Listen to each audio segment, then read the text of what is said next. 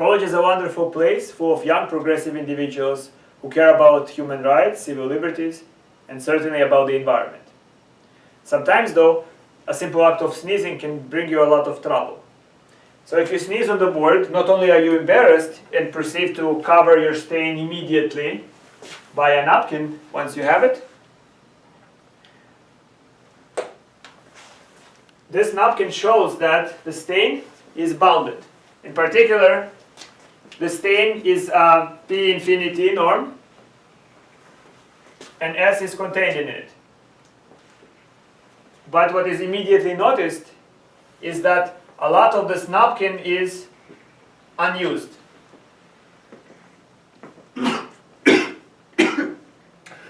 Yo man, you're wasting a lot of napkin here. Can you imagine how many trees you could save, dude? Yes, indeed. If I cut this napkin into 4 parts, I still am able to contain this napkin within one of the parts. And in particular, parts number 1, 2, and 3 are unused. So this tells us that the stain is contained not only in a ball of radius 1, but in fact in a ball of radius 1/4 under the infinity norm. And we only need to use one ball in that case. But still, somebody very mindful of the environment might not be happy about it, might not be satisfied.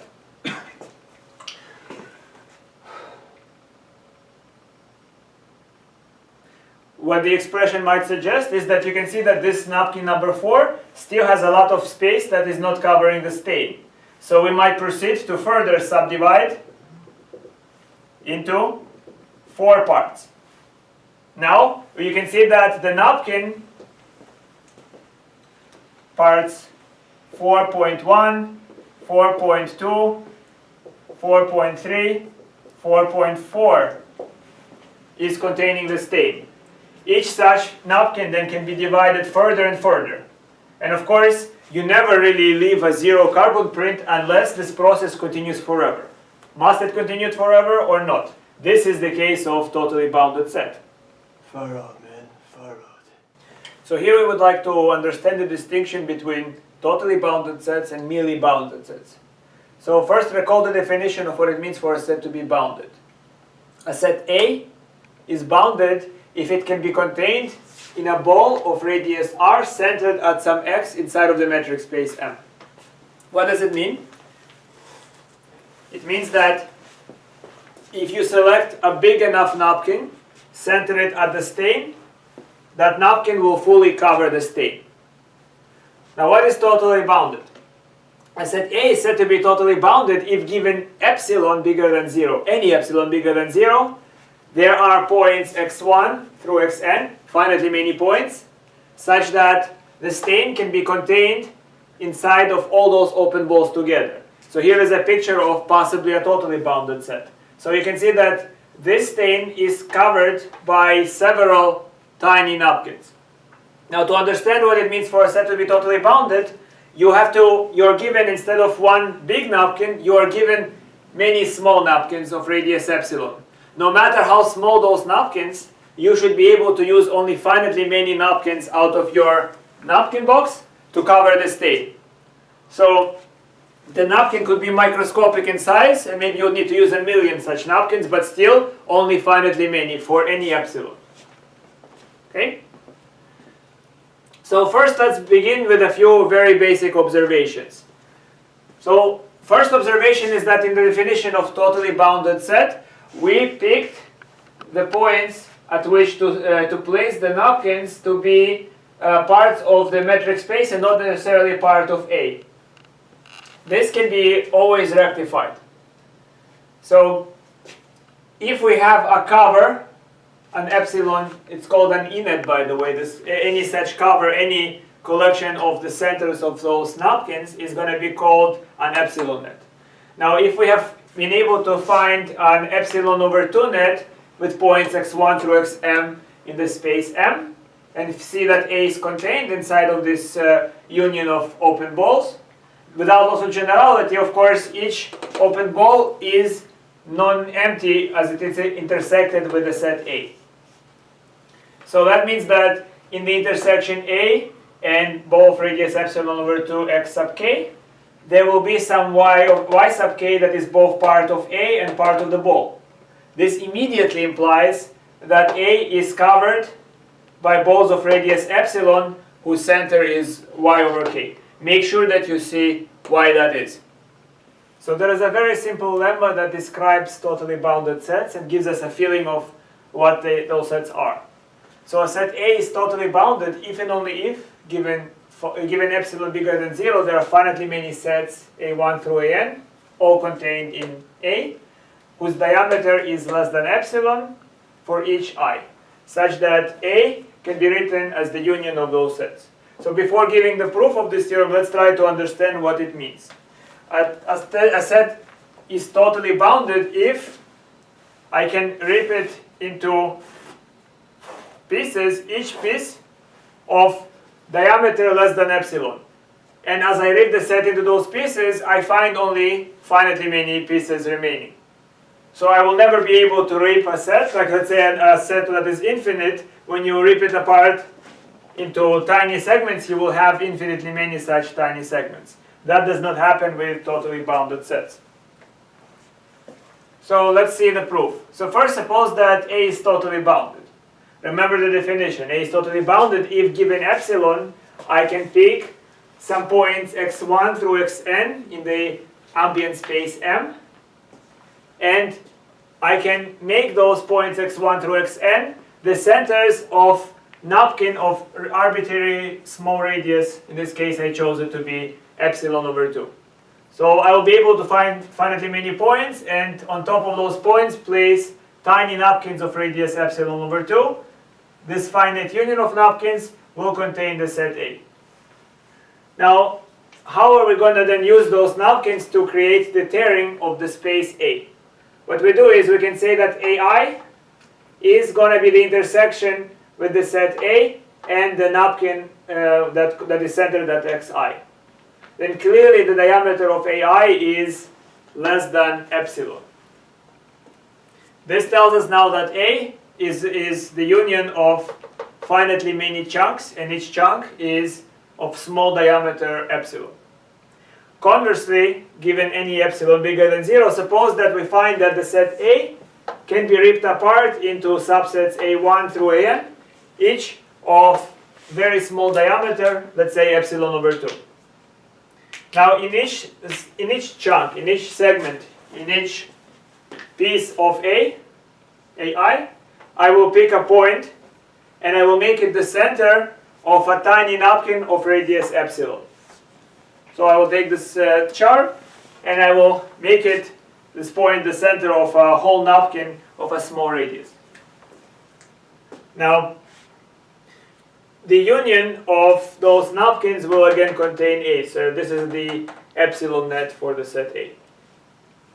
Now, one other thing to notice is that when we describe a totally bounded set as the union of tiny parts of tiny diameter, we were requiring that those be pieces of the set A. What actually ends up happening is that you can also cover the pieces by maybe by tears that I call BI that are not necessarily subsets of A. All that matters is that, let's say, imagine what you do is you take the stain, you freeze it in ice, and then you cut the ice into those pieces. So this ice, if the icicle pieces are very small, will be the sets B sub I.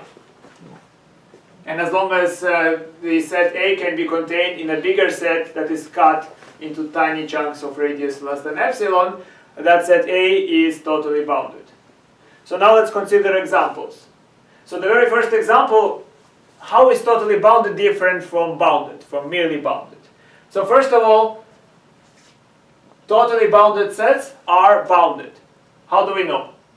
Well, to show that a set is bounded, I must produce a napkin of possibly very large radius, but only one napkin, and cover the full space. That's what bounded means.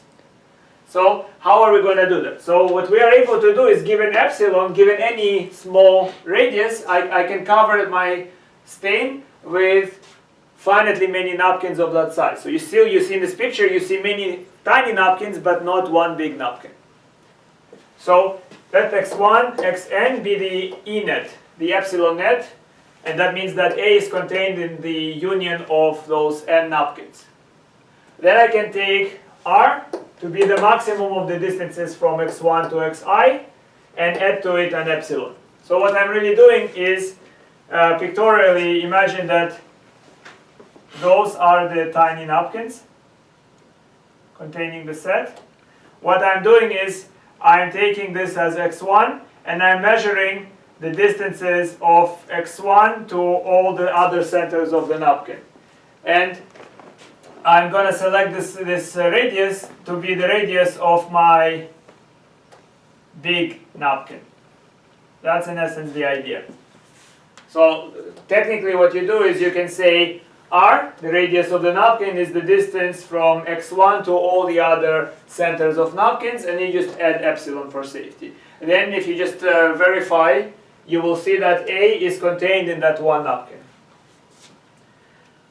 Another obvious example of totally bounded set is any finite set is totally bounded. If a set A is finite, then it's just the union of the singletons A1 through AN. So you can just take those, and for each point in the set, you can make it the center of a napkin of arbitrarily small radius. So that works. You will never need to use more than the number of elements in the set as the number of your napkin. So clearly it can be covered by finitely many napkins of any radius. We have already proved that every totally bounded space is bounded. Now, is there any difference? So let's try to consider the following examples. So first, a discrete space is always bounded. And that is because we can always take a ball of radius 2 that would be containing the full discrete space. Every point in a discrete space is at most at the distance of 1 away from another point. So in particular, let's say we take the natural numbers with the discrete metric on it. So then the full range of the natural numbers is contained in the ball of radius 2 centered at 1. Hence, the natural numbers, again, under the discrete metric is a bounded set. However, if we try to see if it's totally bounded, we can take a ball of radius 1 and center it at each natural number. Now, you can see that the union of all those open balls is really the same as the union of the natural numbers. And therefore, we cannot have a finite one net. We cannot have finitely many napkins in a discrete space of radius 1. And again, the only way a discrete space will be totally bounded is if this discrete space is finite. So, if you look at R, at the number line, totally bounded and bounded is exactly the same thing. We already made a general statement to the effect that if a set is totally bounded, it is bounded. Now let's see what happens here with a bounded subset of R. So if a subset is bounded, we can pick a radius bigger than 1 and contain the set A within an interval between x minus r and x plus r for some large r. So then we can take epsilon bigger than 0 and take the integer n large enough so that 2r divided by n is less than epsilon. And then we can write A or contain A within the union of the closed intervals of the form x minus r plus k minus 1 over n and x minus r plus k over n. So this will be the union of some segments, some intervals b sub k, and there are only finitely many such intervals, each of them of diameter 1 over n. So we were just shown that we can take the set A and cut it into finitely many segments. Each piece is of length at most 1 over n. Total boundedness is therefore not a topological property. It intimately depends on the metric at hand. So, of course, if we look at Euclidean spaces, if you look at the familiar finite dimensional spaces under the 2 norm, we can just repeat an argument similar to this written on the board and verify that totally bounded is the same as bounded. So that's why we don't normally think of this new concept as giving us anything else. But if we are taking an infinite dimensional space, that gives us other examples. So for example, consider the space L1, which is the infinite dimensional space using the 1 norm. In other words, it's the space of all real-valued sequences that are absolutely convergent. Now we can take the set of unit vectors E. So those are the vectors whose each vector E sub n has zeros everywhere except for the nth coordinate. So this set is bounded because the distance between any unit vector to any other unit vector is at most 2. But it is not totally bounded, again by a similar reason that we just gave before. If I take a ball of radius 1 and centered it at E sub n, the intersection of this open ball with E will contain only the singleton E sub n. It will contain only one unit vector. And that means that E cannot be written as a union of finitely many napkins of radius 1. 1 is not a finite E net.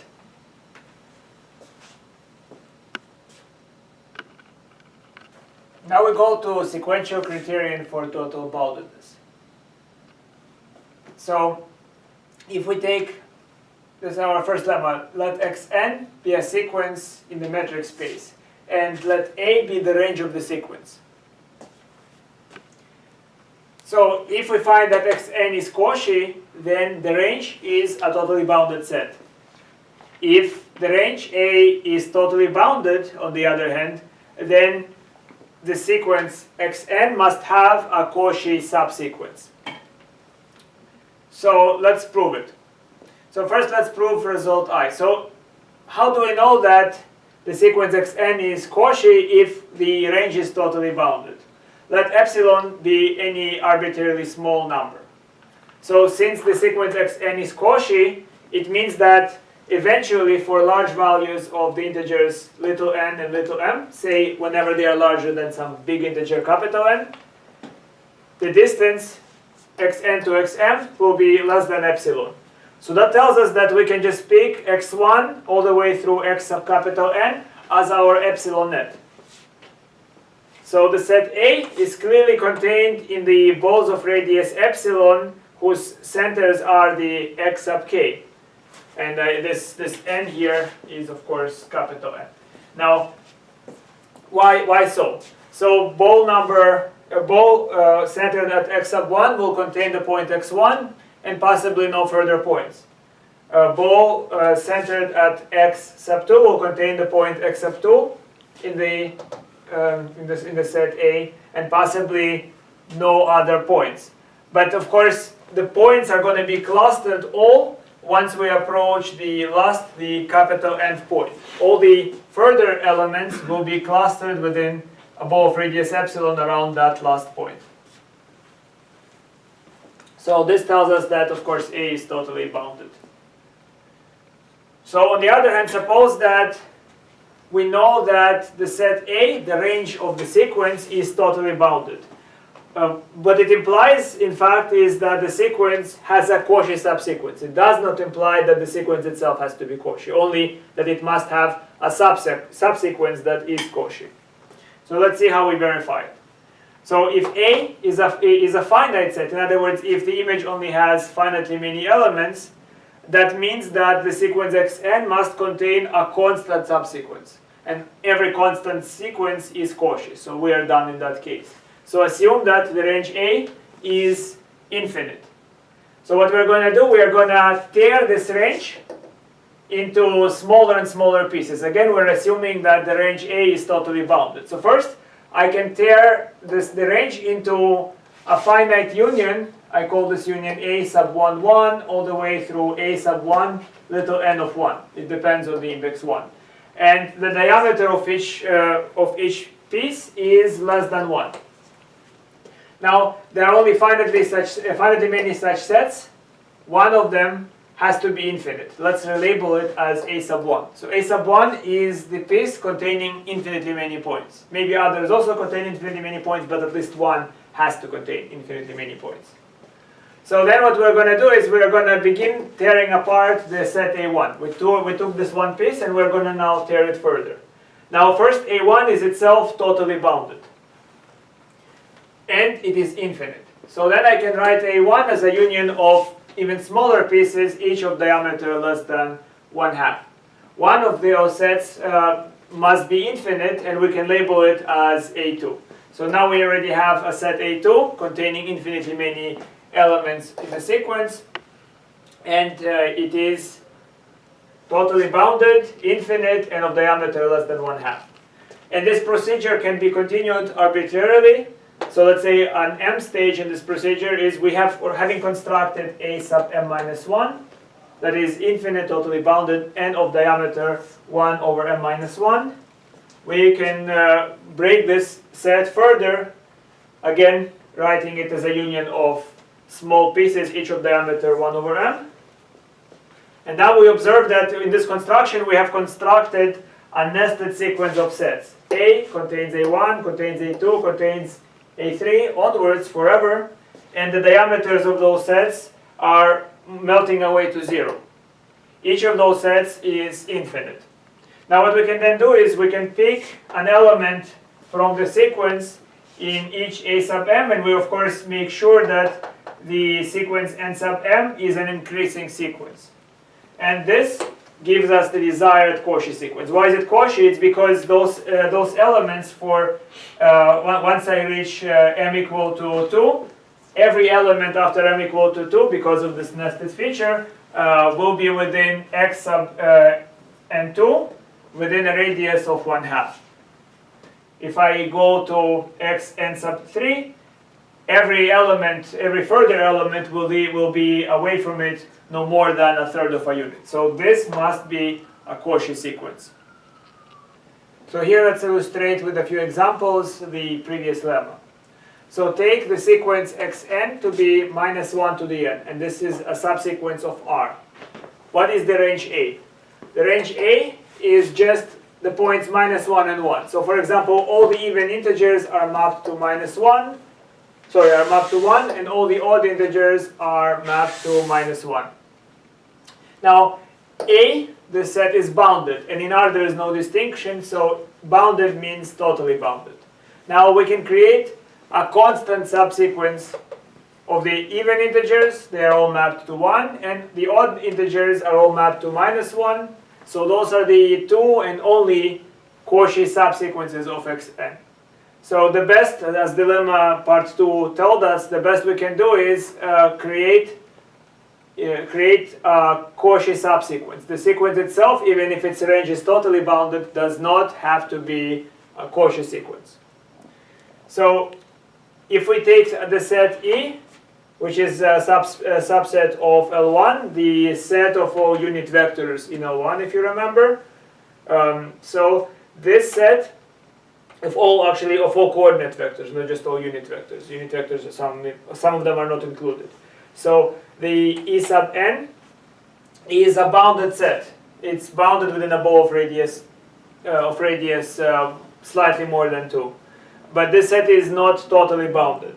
And the sequence of those coordinate vectors, it has no Cauchy subsequence. Now this brings us to a theorem that characterizes totally bounded sets in terms of sequences. A set A is totally bounded if and only if every sequence in A has a Cauchy subsequence. So how does it work? So first, if A is totally bounded and we pick a sequence xn in A, that sequence xn generates the set B, which is just the range of the sequence. Now, the range of the sequence is a subset of A, and any subset of a totally bounded set is naturally totally bounded.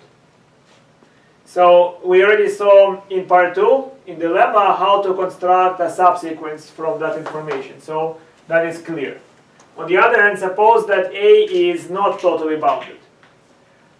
We're going to show then that there must be some sequence that does not contain a Cauchy subsequence.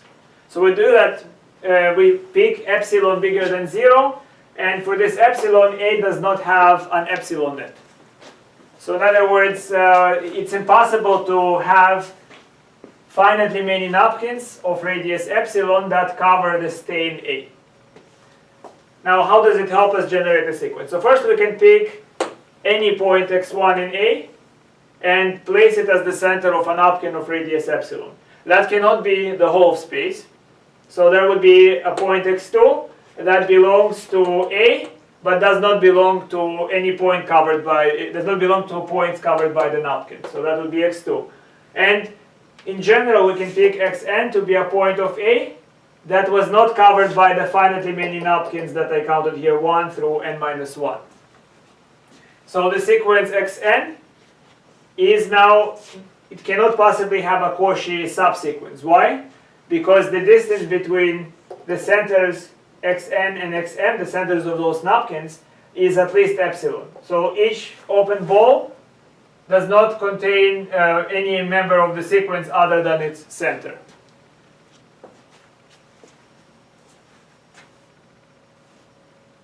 So the last thing I'd like to mention is the corollary, which is Bolzano-Weierstrass theorem. It says that every bounded infinite subset of R has a limit point in R. Well, the proof is pretty easy. So if I take A to be a bounded infinite subset of R, then A contains a sequence of distinct points. Because it's infinite, it will be containing a sequence of distinct points. Since A is bounded, it's then totally bounded. And by the theorem that we just established before, the sequence xn therefore contains a Cauchy subsequence x sub n sub k. But Cauchy sequences in R are convergent sequences. And that implies that this subsequence is converging to x, some point x in R. And that just means that x is then a limit point of the set A.